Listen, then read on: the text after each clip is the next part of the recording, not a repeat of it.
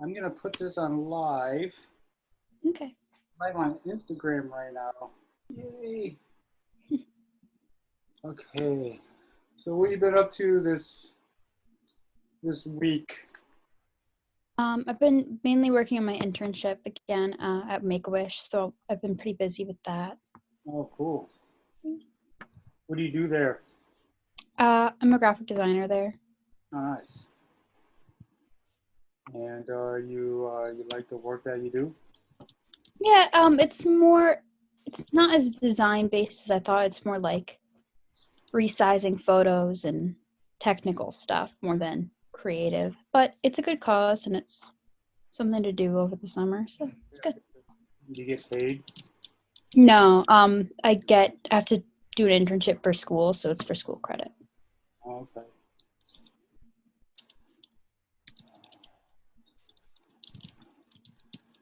All right, I'm just putting this on. So we have a guest, Jasmine. She's been trafficked before, so we're gonna get a little deeper in the subject. I hope you don't mind. I don't know if you did research on trafficking, so just giving you a little heads up. Is that cool? Yeah, that's good. Did you like research this subject? No, I remember learning about it in school though, and I know it's a real problem, real big problem. So,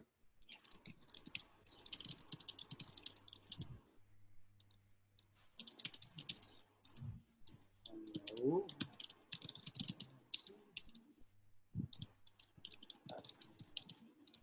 All right. We're live. Yay! So since we're live anyways, you could just give a little, just talk about your art. I think where do you want to see your art career going? What do you like to do? What's like your career goals? so ultimately, I'd love to be a package designer. I've always just been drawn to like tangible products, Mhm. like designing something that like people recognize right off the shelf. Oh, nice. So that means you have to keep doing it so you perfect your craft, right? Exactly. So what's your plan to keep doing it? My plan right now is to continue doing internships, and I have some like little jobs going on, but mainly I'm a full-time student right now, so that's my main focus. And then when I get out, um, hope to be hired.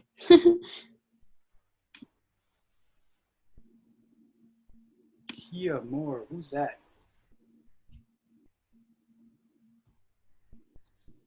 Hey, Jasmine, what's up?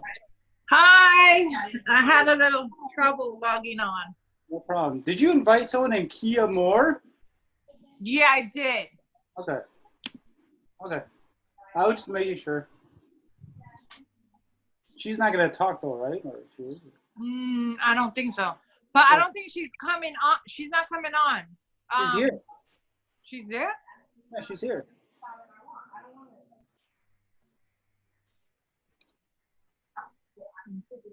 Who? Who's Kia? I asked you. You invited her, right? I think. Yeah, because I had to share it with the equality model. Oh, okay. Well, she's here. Okay, good. Yeah.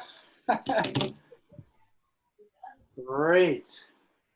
All right. Well, I guess we'll get started in a minute. I'm just gonna share it around. Jasmine, this is Sarah. Sarah's a graphic artist, fine artist. Jasmine, um, she's oh, Jasmine should get her mask tomorrow. She's a trafficking survivor, and she runs a nonprofit called Network. Safe Network, and she's going to share the equality model today. And also, we're going to, ask you if you don't mind, Jasmine, about your experience being trafficked. This is our adrenochrome show, so we just want to get deeper in the subject. Hopefully, you don't mind. No, my experience with sex trafficking. Yes. Okay. And yeah. So my experience with sex trafficking was familiar trafficking, which familiar trafficking. One second. Uh, 1 second. Let me put you on mute. Yeah.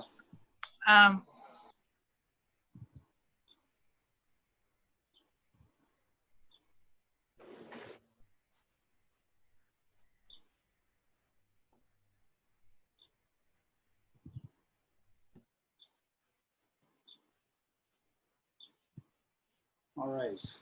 Okay, sorry, I'm back. Okay. All right, so, So you can share it, and then Sarah's gonna share some art, and then we'll go back to you, Jasmine. Okay. No, so you go first, and then it'll be Sarah, then you again. Oh, okay. So my experience, it's familiar trafficking, which familiar trafficking can be family members, it can be a friend, it can be someone in your church, it can be a friend in school that that takes you into that life. It can be that drug dealer on the corner. It can be that older gentleman in your building, by your house. So that's familiar trafficking. I was familiar trafficked by my grandfather, my uncles, and my aunt. Oh, wow. That's Yes. intense with family, right? I mean, it was with family, and they did it for, of course, money. For money, for to get their landlords not so they didn't have to pay rent. It was for that, and for drugs. And for drugs. And I always thought that I was 5 years old when it started, but my cousin that went through it with me was like, no, I was 5 and you was 3. So it happened between the ages of 3 and 14 years old. But I'm gonna make a disclaimer because my mother might be watching. My mother had no idea this was happening. Even though this took place in with her own siblings, that's why they took my mother to foster care. So I don't blame my mother, but it did happen. And I have a lot of family members that support me, my aunt, my cousins, my brothers, my sisters that do support me, because I'm the only one in the family that decided to speak out and to help other women and not stay bound. And even though even though I still struggle with the PTSD and anxiety, but I'm still able to help people. Like, yes, I'm healed, but there's certain times where certain things will trigger me and I might have like a little setback, but that's normal. So I was from the age of 3 to 14, and then from like 14, I was approached by. Can you hear me? Yeah. Yeah, I was approached by a man in my family when I was 14, and I wanted a bike. And I had asked my mom and my stepfather for a bike. And they owned like a corner store, and we lived upstairs. And it was summertime, and everyone had a bike. So I wanted a bike. And I even did it for a pair of skates. And so this person that was working with my stepdad came upstairs and said, because he knew what was going on. He hung out with my grandfather and my uncles. So he was like, if you do blah, blah, blah, sexual things, I will buy you a bike. So because my mind was already distorted with sex, I said yes. But I told him, I said, I'll do it, but you have to buy me and my sister a bike. And I would never forget. It was a like a motel on Broadway in Bushwick. And he took me there, and I was like, no, you have to take me to buy the bikes first, and then so yeah, till 14, and then I did it again for. Then I was doing it because like with that same person for like a year for money, and because I was like, well, everybody else is getting stuff, I might as well get something for me, because that's how, you know, distorted my mind was. And I never dealt with it. I never dealt with what happened with me. And for 9/11, when 9/11 hit and I was working for the Board of Ed, something triggered me that set me back. And I started with just anxiety. And long story short, by the time I was with the third psychiatrist, I was misdiagnosed with schizophrenia, bipolar 1, bipolar 2, blah, blah, blah, blah, blah. And due to that, I lost custody of my children. I turned to drugs. I became homeless. And that was in 2008. In 2009, I got my life, I got my life back together. I asked my mother for help. My drug dealer helped me. He was like, this is not your life. Go back to New York. And in September of 2008, September 2008, I started to visit this Christian church that was introduced when I was 21. I went for the last time to the mental ward, and I started NA. I started my journey. And even though I lost my children of October 2008, my NA family, even though I was with them for a year, they really sustained me. They really just guided me so I wouldn't use. And I'm grateful to them, because honestly, if I didn't meet Jesus and didn't have the support of the NA family, because they were my family, I didn't have no one else, I honestly wouldn't be here, or I would be a drug addict.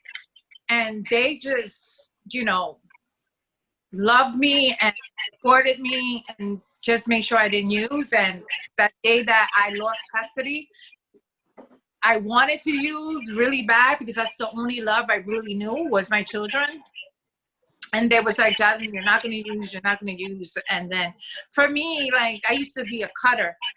So I just wanted to feel pain. So I got this tattoo, which is death, because that day everything died for me.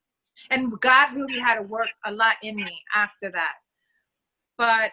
And then after that, I registered to a college, and I got a college degree, and I got back on my feet. God restored my marriage. And I'm no one special. I came from nothing. I don't want that for my children. When I separated from my children's father, I moved them to the suburbs, and they never had, not saying that there's something wrong. I was sharing this earlier because I was on another speaking engagement, and I shared this earlier. There's nothing wrong with living in the ghetto. There's nothing wrong. But because I grew up there, and the things that I've seen, people dying and getting shot in front of my building, that had a lot and that triggered me. And I didn't want that life for my children. And people still judge me for that. Like, you always want to live with white people. You always wanted this. It's not about that. It's about quality of life for Jasmine. And that's important for Jasmine. And I need that for Jasmine. I need peace. I want quiet. Because even the sirens from ambulance shouting, like, I jump up. So that's why I needed that. And I'm just sharing this for whoever is going to come across this that is a survivor of any trauma, that no matter where you come from, no matter your story, that you can get your life back and do even greater things than I've accomplished so far. And I guess I got my life back, and I've always been a hard worker. That's something that my mother always taught me. And I give her a lot of credit for that, because when she was with my stepfather and things weren't working out, she went and got 2 jobs, got her college degree, got her master's, became a teacher. And that's something that I'm so grateful that my mother taught us, to be dependent on ourselves, that if something happens, you can take care of your household. So that's something, and that's something like I pour into Safe and every survivor, that, when they come in, yes, we help them, but you have to set your own foundation so you can grow and you can take care of yourself. And not that when you leave Safe Network that you're leaving our program and staying in a room. When you leave our program, we want you to leave with a 2-year degree. Why? Because with a 2-year degree in New York, you can start a salary at $60,000, where you can rent an apartment for a 1-bedroom apartment, and you can continue your career. So that's why I started Safe Network, and that was my journey. That's great. And then we're gonna have Sarah share her work. Joe, do you have any comments? And then Jasmine, we'll go back to your equality model, right? Okay, yes. Yeah, that's an amazing story, Jasmine. Like, I feel like you should be in Congress right now. Let me tell you, I was just telling the girl from. And I'm not even. Today. I'm serious. I'm gonna run for. I swear. My husband is here. I was supposed to do it 2 years ago, but I had a little setback. I'm going to criminal justice, because my degree is in accounting, but I want to go to criminal justice, and I want to be, in 4 years, in Jesus' name, I want to be the next Queens or Brooklyn councilwoman. I am going to run for that. Please. I mean, I'm not even trying to be cute. I'm just saying, I'm listening. That's confirmation. I just spoke about that today, and the lady said the same thing. So that's just confirmation. I'm just listening to like everything you've been through, and it's like, most people are like, oh my God, how am I going to pay the rent? And you've been through so much that you're like, don't worry, we got this. Yeah. I mean, it's like hearing like all these, and we had Jerome on yesterday, and his story was amazing too. I mean, it's like, it's great to hear all this, because like, I mean, and like I've been hearing a lot recently, and this is like bugs me more than anything. More than bugs me is like when you're talking about living in the ghetto and everything. It's like I don't want to hear about kids getting shot. Exactly. I don't want to hear about that. Like, that's the last thing I want to hear. I don't want to hear that all the time. And I don't know if what the news says or whatever, if they're saying that all the time. I mean, whatever, the news makes up stories or whatever, but some of it has to be true. I mean, it is. I know. And it's more like, is happening, and it's not reported. It's the same when I grew up. I don't want to hear that, and I don't want to hear. I don't want to hear, but in a way that I want it to stop. I don't want it to I don't want to hear about little babies getting shot. That is the craziest thing, and I've been hearing that like more than I've ever heard in my life recently with everything going on. But I was just saying, yeah.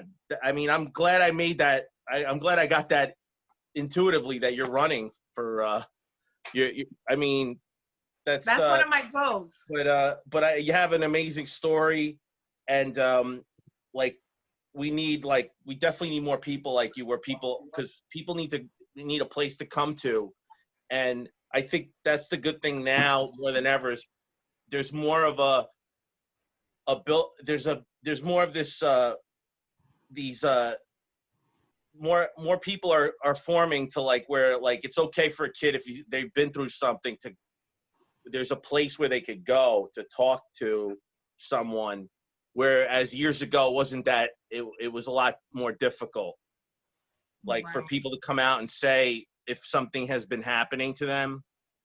And it's amazing to hear your story. It's like, and I told Jerome yesterday, it was like talking to like a real life Batman. Like you're like a real life Wonder Woman. I mean, I mean, that's God. I can't take credit. huh?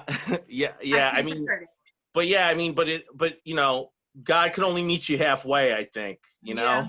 Yeah, that's true. We have to put in the work. Yeah, and and yeah, it's an amazing story.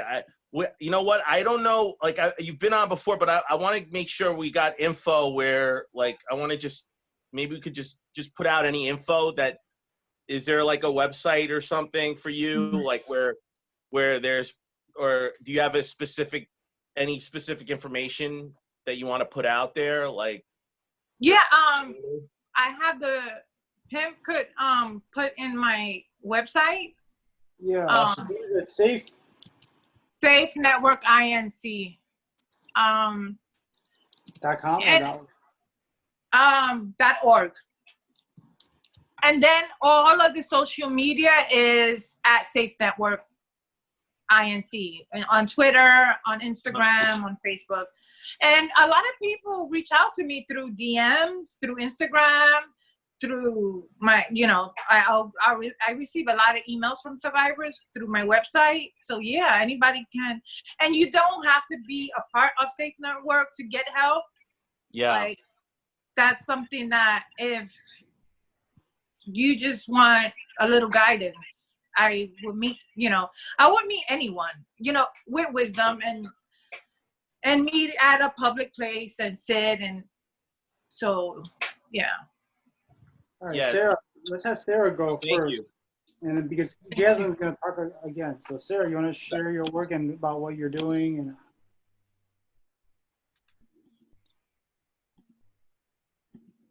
I need permission. Oh, sorry. Okay. Does that work? Mm-hmm.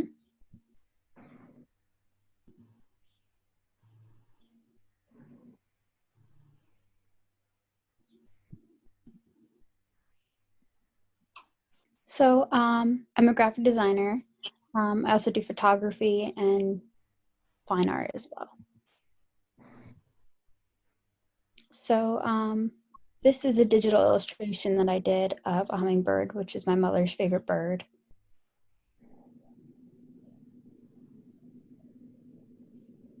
This was a project for my graphic design class. It was to take a style trend from 2020 and make a poster out of it. This was me just playing with package design, which is what I hope to do in the future. This was a hair care product. And this is a self-portrait. Actually, believe it or not, these are adjectives that describe me, and the typeface corresponds with the word. This is what I'm currently working on. Still haven't finished it yet because I'm busy with my internship, but it's a waffle. I still haven't eaten waffles yet. This was, again, me just playing around. This is a vodka bottle. The idea is it's glass, see-through, so you can see the quality of the beverage in there, and the design would just peek through. This is another digital illustration that I did of a shoe. This was a poster that I did. It's like a travel poster to bring people to come to New York City, and it highlights all the different boroughs and the attractions, different things to see. This was something I just did for fun. It was a brand idea for like a juice. This is something that I did recently. It's hair. I love the texture of hair, so I was like trying to explore different ways to capture that. This is from an internship that I did last summer at a vodka company. Same internship. These are coasters. Same internship, but they wanted to make their own like soda.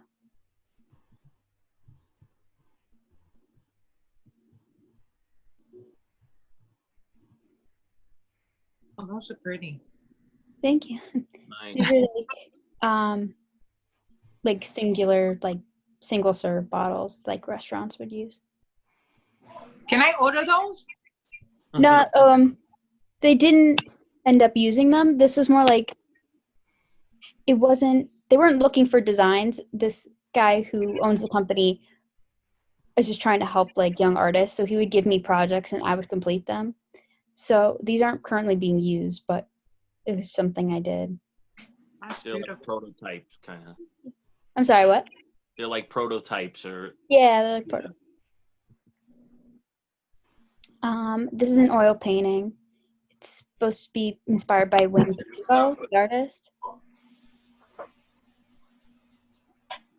so these are actually done in oil, though. I remember seeing these last time.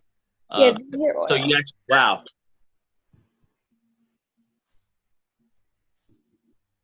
This one's oil as well.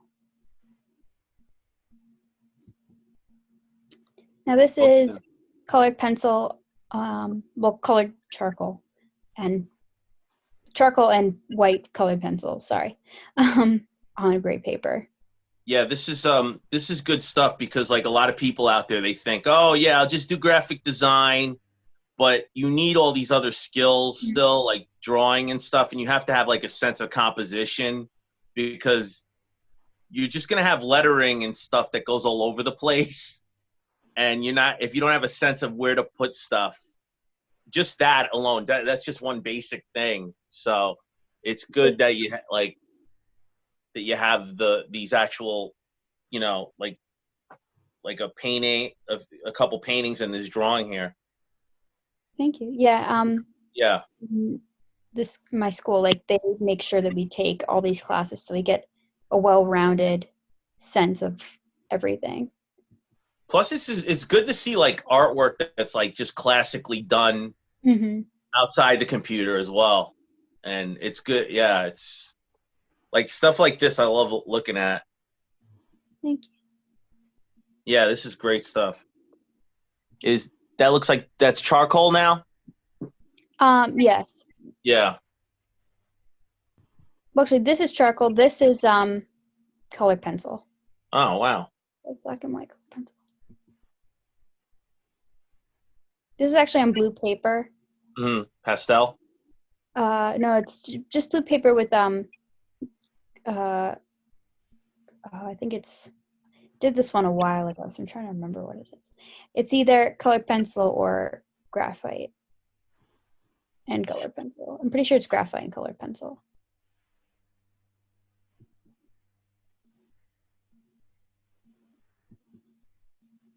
And then these are some of my photos, because I'm also a photographer. I like dabble in photography. So you got those ducks like that? Like they were, or did you kind of? Oh, are you saying like, did I Photoshop it or anything? Yeah. No, it's totally, I didn't do anything to this picture. This was wow. totally, yeah, I know. I caught It's a great picture. That's why I was like, it's almost too perfect. Like I know. I was shocked that they like lined up for me. Yeah, that's amazing. That's like, yeah. And this was a robin that was actually living on our porch, but they hatched and they flew away. So I was trying to catch like little moments of them. Yeah. Growing. No, that's great. Even the ducks, it's like most people would just like make it in Photoshop. Yeah. Like to actually have a real picture like from reality like that. Yeah. 2 more minutes. 2 more minutes. This one I actually took. It was two of my friends. They were on a hill. It was covered in snow, but one of my friends pointed out it looks like they're on the moon. So I just like love this picture. It was just me goofing around. I was like, haha, I'm taking a picture of you, but it's actually one of my favorites. Yeah, wow. Or it looks like they're on salt flats or something. Yeah. That's pretty cool. This one I just love because it's just simple. Yeah. It's just so up close and detailed, catching all those. I guess they're seeds. I don't know if there's a technical term for the fluff. Yeah. Dandelion. The fuzziness of the flower, the Yeah. whatever that thing's called that you see it a gazillion times. That So that's my work, and that's my Instagram and my website. And there's some more great stuff. stuff again, Sarah. Thank I you. saw some. Yeah, cool to see like some of the new stuff you brought in there too. Thank you. You put it in the chat too. Yep. Yeah, you'll get you'll probably get a bunch of work after this quarantine. Yeah, beautiful Now. work. Thank you so much. All right. So Jasmine, she came out today because she wanted to discuss her equality model. So we'll help promote that and just learn more about what you're doing now these days. Okay, so Yep. it's a few survivors, and I think it's like, I believe it's like 10 to 15 nonprofits that we are trying to fight the bill that's trying to pass, which is to decriminalize sex trade, prostitution.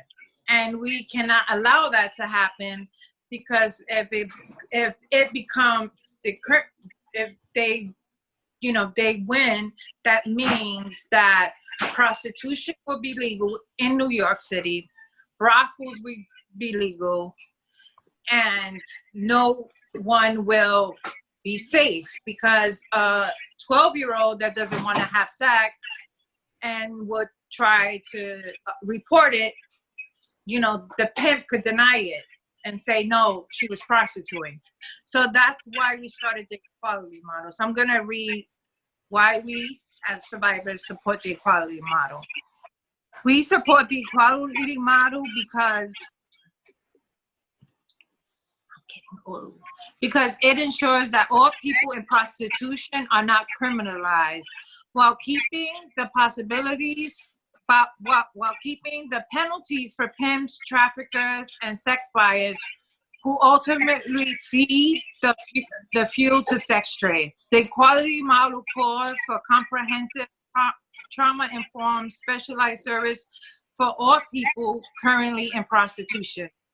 Survivors of sexual exploitation support the equality model because it is designed to give people in prostitution an opportunity to leave their life. Access to services means that people who have experienced sexual exploitation can heal mentally, physically, socially, have access to legal services, and feel more confident about rebuilding their lives. Sex trauma. It can be difficult for a person who has been sexually assaulted to feel the need to please their partner, with dealing with past trauma and feeling bad to have to perform sexual acts with their partners, and the need to please their needs. As a victim, one must remember to set boundaries and not to feel obligated to put their need before your own. And then this is something that I wrote. To understand trauma is to see beyond words, beyond the brave exterior. There can't be no healing without justice. Justice for the prostitution has many forms. Justice for prostitution has many forms, which I know only the surface. There is no justice when most cultures and societies have made normal that men have the entitlement to buy mainly women as sexual goods. As long as men can buy women as sexual goods, all women are stripped of humanity. And that's why we are trying to prevent this equality this to decriminalize sexual exploitation and prostitution. That's just gonna bring more havoc in us fighting human trafficking. A 5-year-old girl doesn't grow up and thinks, when I grow up, I want to be a prostitute. And the woman that saying that they freely enjoy prostituting themselves and that's their job and they enjoy it, they don't understand that no matter how much they think that that their lifestyle, that's the lifestyle they chose, they don't understand that at the end there's going to be a mental breakdown, because after being with so many men or so many women, that has an impact on you mentally, and they say no, but yes. I almost went that route into prostitution, and even though I sold myself not very long, I still had an impact. So we need everyone to support the New York equality model. We have Facebook, we have Instagram, and we have Twitter. You just have to Google New York equality model. The logo is a blue circle with a pink horn. And this is a bill that we are trying to prevent from passing. And that's the equality model. Sounds good to me. At first, when you said decriminalize, I was like, but then it does make sense. And just educate me if I'm wrong, because like a woman that just gets locked up for prostitution, I mean, it would make more sense to just try to get her help. Right, and that's what the equality model is. Yeah, I mean, so like, I just want people out there to get that, because it's like the pimp's not going to jail.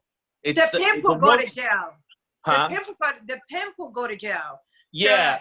The woman, the whole point is to get her help and mentally, and to go back into society. Yeah, I'm saying the way things are currently, though. It's it's like the pimp will just get away with it because she's going to jail, and then I don't know, he bails her out or whatever goes on there, and it's like the same cycle keeps happening again. So yeah, what happens is now they raised it up, whether the person is, because I've known some girls that their pimp had them prostituting, and it's still sexual exploitation. What Cuomo did was he upped the age of 21. So anyone arrested for prostitution will not be charged. Though, they won't have a record. Now, over 22, yes, you will be charged because they're still considering 21 as a minor. Okay. So that's how it works. And basically, they just need to get rid of that part of the law, because it's like it's not really helping. Yeah, but right now the decrim side wants to pass the bill where they make this legal, where prostitution becomes legal in New York. We were able to stop that happening last year in Washington, that they were trying to make it legal in Washington, D.C. Yeah. And we really thought we were going to lose, but we wind up winning. So now we need to win that fight here in New York. We cannot have that. It's bad enough. I said this earlier, and when I was interviewed, they asked me, do you feel that we can end sex trafficking? And then in the past year, I have to come to the realization that we will not be able to end sex trafficking because the demand is still there. So if we can cut the demand, can lower the risk. But as far as like ending it, I don't see it. It's almost like trying to end like the drug epidemic or Exactly. and I mean, listening to you and even Jerome yesterday, it made me like, because I thought the stuff that I knew about was crazy, but then I got opened up into like a whole nother realm of stuff that was like, wow, it's like so overwhelming. Like it's like a tsunami of like that you could just one of the best things we could do is just get enough lifeboats out there. Right. Yeah, I'll show you, Jasmine, what we're working on, and I'll show you our strategy of ending it. Okay.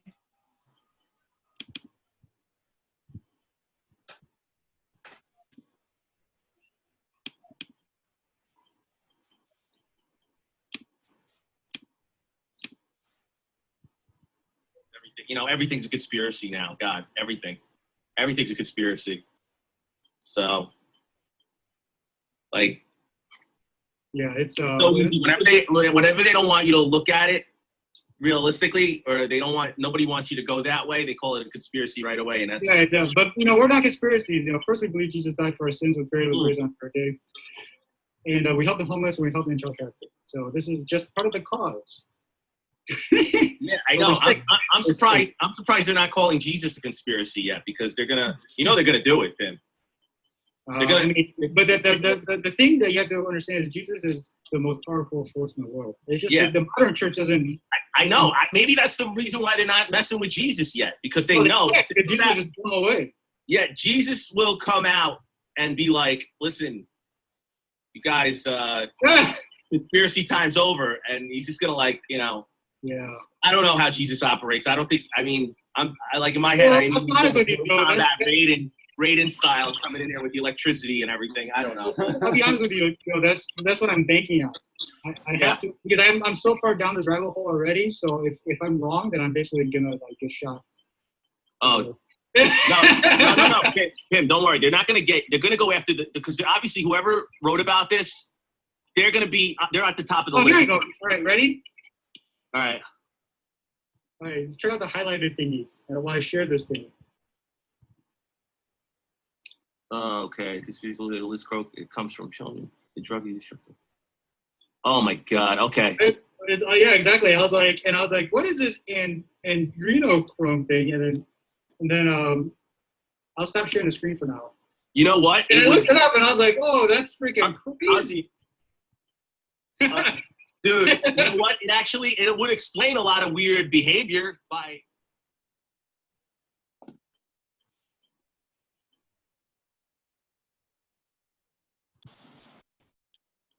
Wow. I don't know how I feel about these flashback episodes. I don't know. Maybe that would work better at the beginning, Pim. I don't know. We gotta. Maybe we could experiment with that a little. But I don't remember even saying that. But yeah, I saw that Hunter S. Thompson photo in there. That must have to do with the article, the adrenal stuff. But yeah, this is like a whole world of stuff that you gotta kind of like try to navigate through. But it's great. No, it's great to have you on, Jasmine, and also again Jerome yesterday. You guys are like, I'll say like you're like the life rafts out there, where we're lighthouses. I would say. I think it's better to say a lighthouse, like where people could go to and get education and get informed about this. And this is the hardest thing. It's like mainstream wise, people don't want to hear about this stuff, and it's the hardest thing for them to hear. And it's one of those things I think that people struggle with, and that's the hardest thing to do, is like to try to get people to like. It's just, I think people don't want it. They'll do other causes because I think they're easier for them to wrap their heads around those causes. Right. Like something where you're hearing about kids being used as like objects or something, and like being used as slaves and all this stuff. They don't want to hear that there's this big underground thing that's going on, and or some cases right out in the open. It's just hard for them to take that in, and I think there's an avoidance there. But and I don't think we should like throw it down people's throats or anything, but because that's not going to help either. I think they need to kind of slowly take it in and kind of do their own research little by little. Sarah, what do you think of the equality model and what you've been hearing and seeing today? You know, just your thoughts. I definitely support the equality model. I mean, it makes no sense to not have the pimp go to jail, but have the women go to jail. They're the ones who need help. Putting them in prison is not going to help them. Exactly. And I think it's good to have you on too, Sarah. And like yesterday we had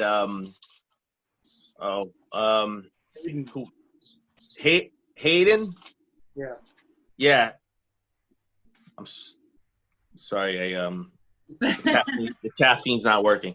But having you and Hayden on, like, because you guys could like kind of, you know, that you're aware of this kind of information is good, because like there'll be kids out there that aren't really aware of it, and then subconsciously you might see something and you're like, your gut instinct is like, what is that going on between my friend and that weirdo over there? And then like you'll be able to intervene a little, and or even just spread information little by little out there, so people that they're armed with that info, and it's like they're protected.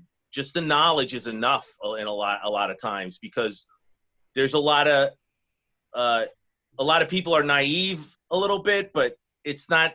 I don't know if naive is the right word. It's No, it's the correct word. But like, I mean, but like, I don't want to say that they're naive and they're at fault of that. But like, we expect the best in people. That's what it is, and there's so much trust, especially when you're a kid. I mean, a kid, it's like a kid trusts everybody, because they when they're young. I mean, for the most part, until all the bad stuff happens, you know, and these people take advantage of that. Yeah, you know why I say naive? Because when I speak, and not only in New York, in other states, they're like, I've never heard of this. Really?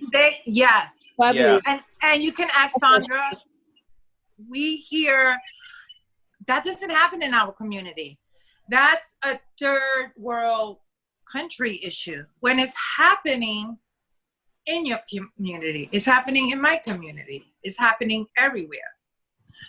But because they don't allow, a lot of schools don't allow us to go in and sit and educate the parents and the children, so people's eyes are blinded. But you say, oh, no, not in this neighborhood.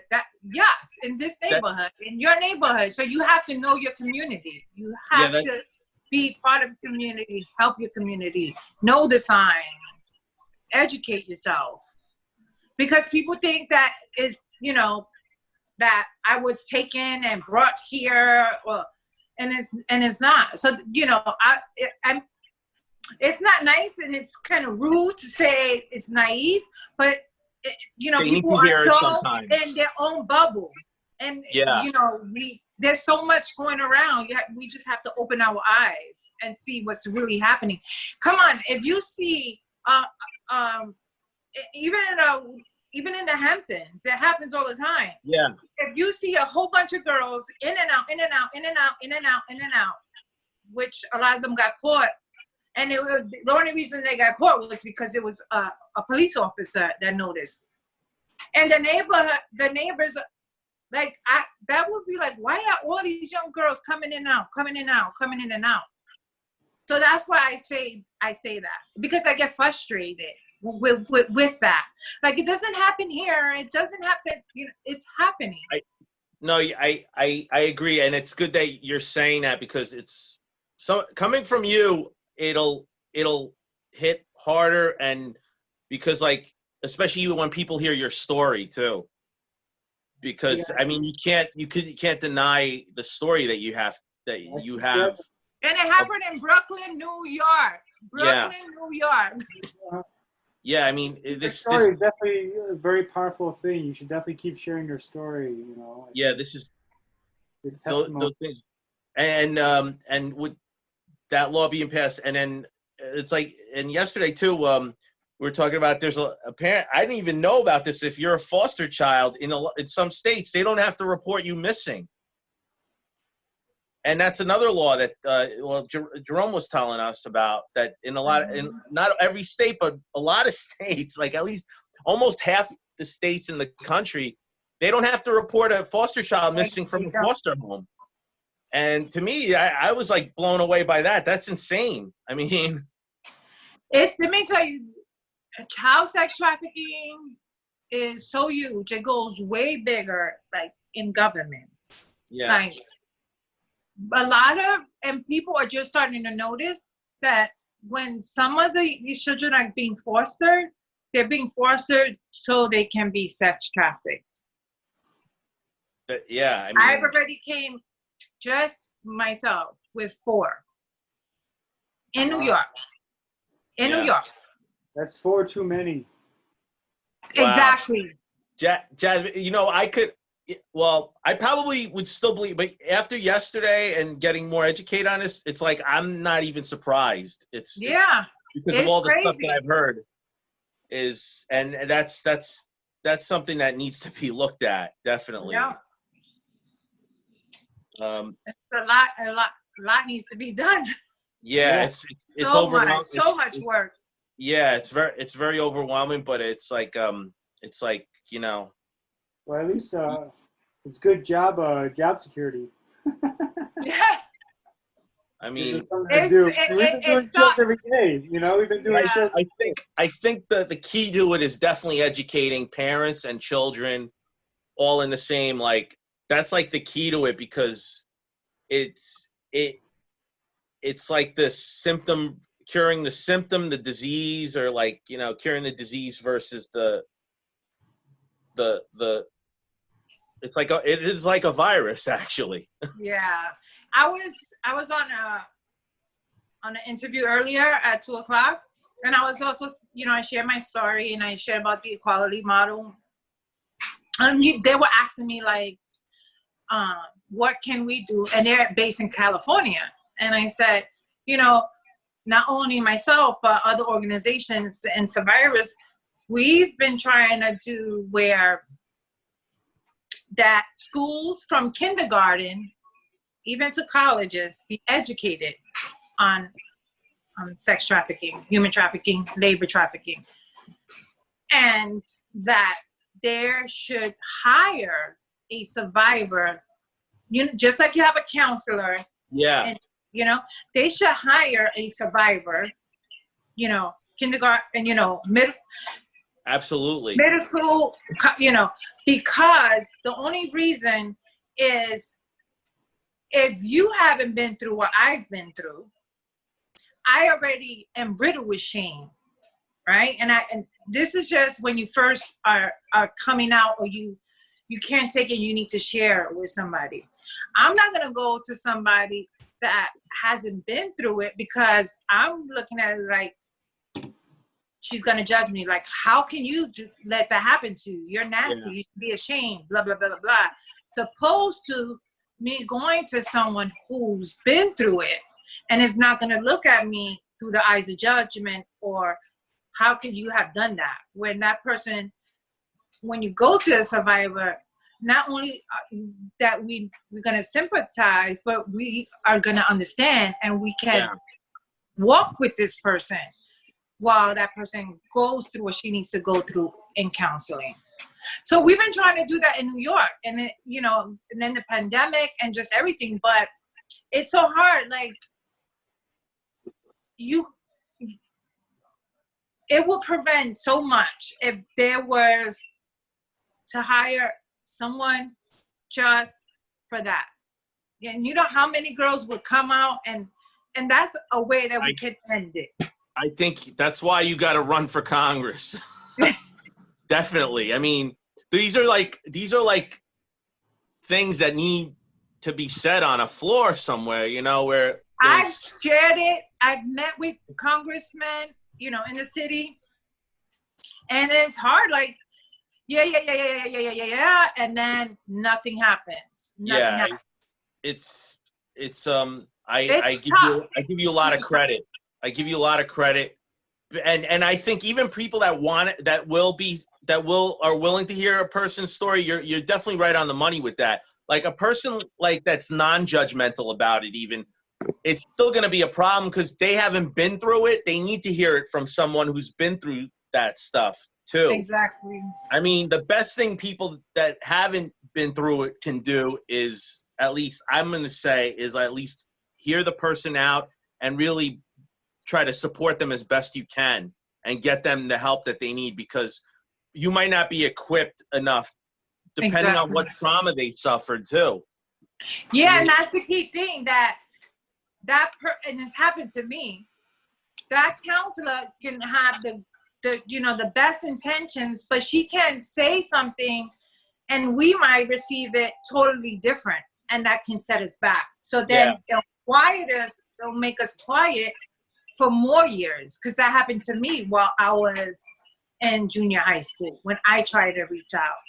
Yeah. So that's why for me it's so important to put a survivor in a school, hire her as a counselor, or not even a counselor, as someone, an awareness person, that someone can come and just a mentor that can walk with whoever's there. Yeah. But I took this off the live stream, by the way. Oh, we're off live stream. I took off the live stream. Okay. So. Okay. Yeah, no, this has been great. But like I think the one good thing that I am seeing is like the hope in this though is that people have more places to reach out to than they did years ago. Yeah. I just remember as a kid, I mean, I never had any really creepy stuff happen to me, but like I remember anything embarrassing at all was like, oh my God, like you were like really going to be looked at and judged, and maybe that's one of the reasons why I started doing stand-up comedy, because I wanted to just get it all out, like therapy or something. Yeah.